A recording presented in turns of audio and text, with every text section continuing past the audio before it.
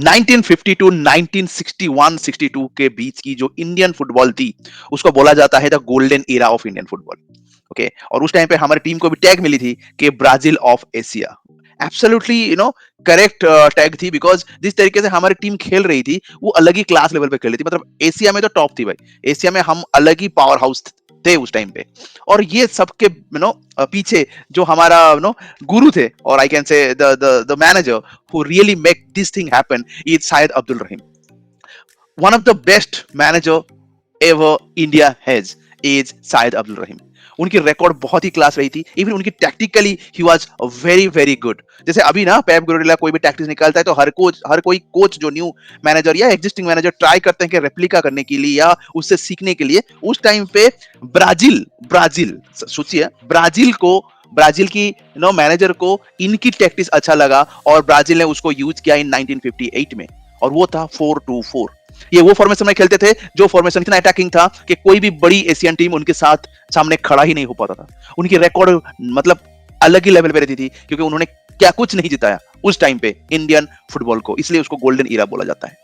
उसके बाद हमारे बहुत से मैनेजर्स आए और हम अभी इगोर स्टिमाक जी के साथ हैं, और हमने हैट्रिक मारा ट्रॉफी जीतने में। तो आज हम बात करेंगे उस कोच के बारे में जिन्होंने हमें इन इंडियन फुटबॉल में सक्सेस ही सक्सेस दिलवाया है। जैसे मैंने बात किया है सैयद अब्दुल रहीम जी के बारे में, मैं अभी बात करूंगा स्टीफन के बारे में, और लास्ट में हम बात करेंगे mister Stimac, who has been the real pathfinder of Indian football in recent times. चलिए शाहिद अब्दुल रहीम के तो बारे में बात कर लिए हैं, उनके रिकॉर्ड के बारे में बात कर लेंगे। तो शाहिद अब्दुल रहीम, जो को रहीम बोलते हैं, जो उन्होंने 35 मैचेस उन्होंने लीड किया था एज अ मैनेजर। 17 हमने जीता था, 7 ड्रॉ हुआ था, 11 लॉस हुई थी। उसके साथ 48.57% का हमारा विनिंग रिकॉर्ड था। और उन्होंने ऑलमोस्ट 1951 से 62 तक वो जो गोल्डन एरा था उस टाइम पे उन्होंने कोचिंग किया था। He was more from Hyderabad, and Hyderabad police के एक टीचर थे। बट उनकी थिंकिंग, उनकी प्रोसेसिंग, उनकी टेक्निकल नॉलेज बहुत ही ज्यादा बेहतर था। आप समझ सकते हो ना, ब्राजील ने उनको अडॉप्ट किया था with 4-2-4। So otherwise you will get to know कि भाई कोई इंडियन ऐसा टेक्निक निकाला था। सेकंड में मैं रैंक करूंगा स्टीफन कॉन्स्टेंट को, जिन्होंने 54.76% की विन परसेंटेज रखा था with 42 matches, 23 one, only 6 draw and 13 losses. उन्होंने 2015 से 2019 के बीच में उन्होंने हमें लीड किया था। और स्टीफन की जो टाइम थी ना, उस टाइम उतनी इंडिया में टैलेंट भरी नहीं थी। मैं बता रहा हूँ, हर पोजीशन में बस प्लेयर मिलता था, और जो मतलब अच्छे प्लेयर मिलते थे, बट जो सेकंड या रिजर्व टीम थी या तुम्हारी बेंच स्ट्रेंथ उतनी अच्छी नहीं थी। बट उस टाइम पे स्टीफन ने बहुत ही बढ़िया टीम को परफॉर्म किया करवाया। स्पेसिफिकली जो रैंकिंग थी ना, हमारी रैंकिंग की बूस्टअप वहीं से स्टार्ट हुआ। आप तो हम देख रहे हो जो ranking, this the start product, और बेबी स्टेप वहां से स्टार्ट हुई थी। And he has been the pathfinder again when India was, or Indian football was in a decline stage. Trust me, Indian football was in a decline stage during 2015 to 2019. वो decline stage में उन्होंने up करवाया था, intercontinental जितवाया था, इन्होंने बहुत कुछ करवाया था for the Indian football. And the third one, the one who has a ability to put this team to a next level. हमने अभी तक इंटरकॉन्टिनेंटल, सैप वो सब जीत चुके हैं यार, वो बहुत बार जीत चुके हैं, कोई बड़ी बात नहीं है।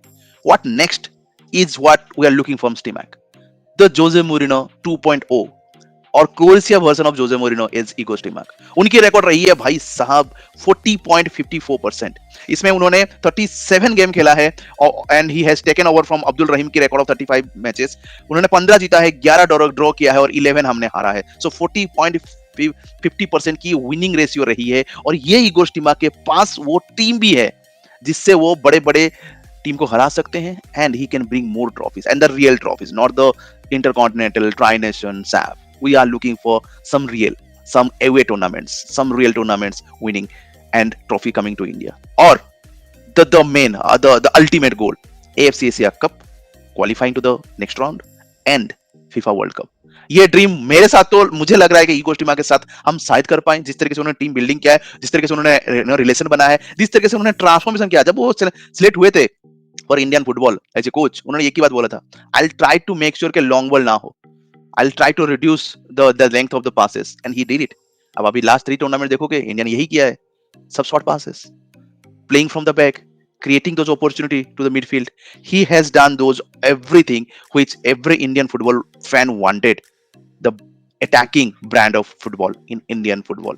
I am sure कि इगो स्टीमा के साथ हम स्टे करें, and we would like to see more trophies coming to the home. आपको क्या लग रहा है, ये तीनों मैनेजर से कौन ऐसा मैनेजर है जो हमारे लिए सबसे ज्यादा रिवोल्यूशन लेके आया था। मेरे लिए तो रहीम जी हैं, आपके लिए कौन है? Please let me on the comment box. और एनी टी और कोई मैनेजर है जिनके बारे में हम बात करना चाहिए थे? I know Bob is there, but Bob की रेशियो 30.31-32% है, इसलिए मैं उसमें बात नहीं कर रहा हूँ। But he has done a fantastic job in the grassroot level also, help the AIFF to take some decisions. But still for me, Rahim will be the legend, no doubt about that. And the front runner will be Stimac in upcoming days. Please let me know in the comment box your thoughts.